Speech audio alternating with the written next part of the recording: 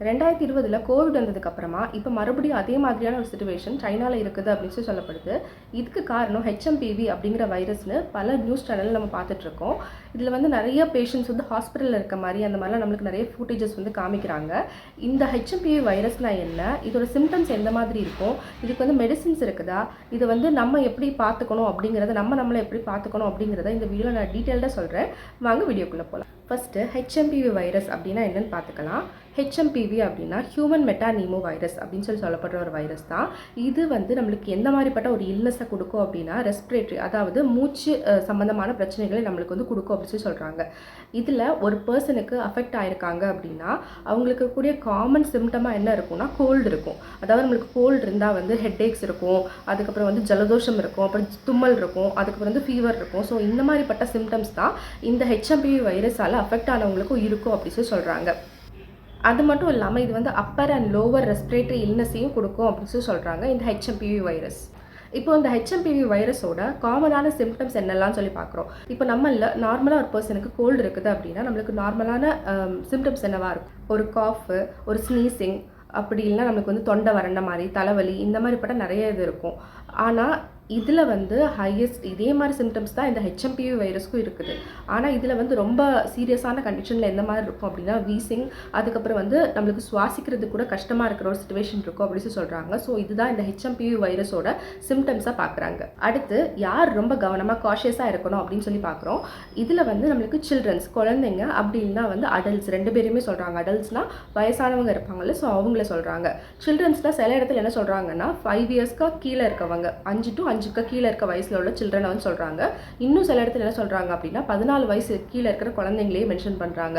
So இந்த 14 வயசு நம்ம வந்து ஜென்ரலாக எடுத்துக்கலாம். குழந்தைங்க, அதுக்கப்புறம் வந்து வயசானவங்க, ஒரு 50 வயசு மேலே உள்ளவங்க, இவங்க வந்து ரொம்பவே காஷியஸாக இருக்கணும். கூடவே வந்து நார்மலாகவே ஒருத்தங்களுக்கு வந்து இம்யூனிட்டி கம்மியாக இருக்கும். ஸோ அந்த மாதிரிப்பட்டவங்களும் ரொம்பவே கவனமாக இருக்க வேண்டியது இருக்குது. அது மட்டும் இல்லாமல் இப்போ யாராவது வந்து கீமோதெரப்பி, அதுக்கப்புறம் வந்து இப்போது ஆர்கன் டிரான்ஸ்பிளான்ட் அந்த மாதிரிலாம் பண்ணியிருப்பாங்கல்ல, ஸோ அவங்க பாடியெல்லாம் நேச்சுரலாகவே கொஞ்சம் வீக்காக தான் இருக்கும். ஸோ அந்த மாதிரிப்பட்டவங்களும் ரொம்பவே வந்து சேஃபராக இருக்கணும் அப்படின்னு சொல்கிறாங்க. இந்த வைரஸ் எப்படி ஸ்ப்ரெட் ஆகுதுன்னு பார்க்கலாம். இந்த வைரஸ் வந்து ஜென்ரலாக வந்து ஹியூமன் இன்ட்ராக்ஷன்னால ஸ்ப்ரெட் ஆகுது. அதாவது இருமுறதுனால, தும்முறதுனால, இல்லைனா வந்து நம்ம வந்து ஹக் பண்ணுறதுனால, அப்புறம் வந்து ஏதாவது ஒரு காமனான பிளேஸ்க்கு போயிட்டு சிக்காக இருக்கிற ஒருத்தங்க தொட்ட இடத்த தொடுறதுனால, ஸோ இந்த மாதிரிப்பட்ட ஹியூமன் இன்ட்ராக்ஷன்ஸ்னால வந்து இந்த ஹெச்எம்பிவி வைரஸ் வந்து ஸ்ப்ரெட் ஆகுது அப்படின்னு சொல்லி நிறைய இடத்துல சொல்கிறாங்க.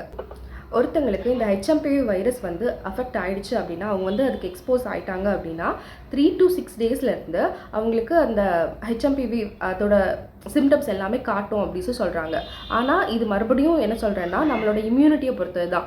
மேபி வந்து சம்டைம்ஸ் வந்து பீப்புள் வந்து அந்த வைரஸ்க்கு இம்யூனாக இருப்பாங்க. ஸோ அந்த மாதிரி சிச்சுவேஷன்ஸில் வந்து அவங்களுக்கு அந்த கோல்டு வராமலே கூட போயிடும். அதே இது வந்து ஒருத்தங்க கம்மியான இம்யூனிட்டியில் இருக்கும்போது கண்டிப்பாக அவங்களுக்கு அஃபெக்ட் ஆகிறதுக்கு நிறையவே சான்சஸ் இருக்குது.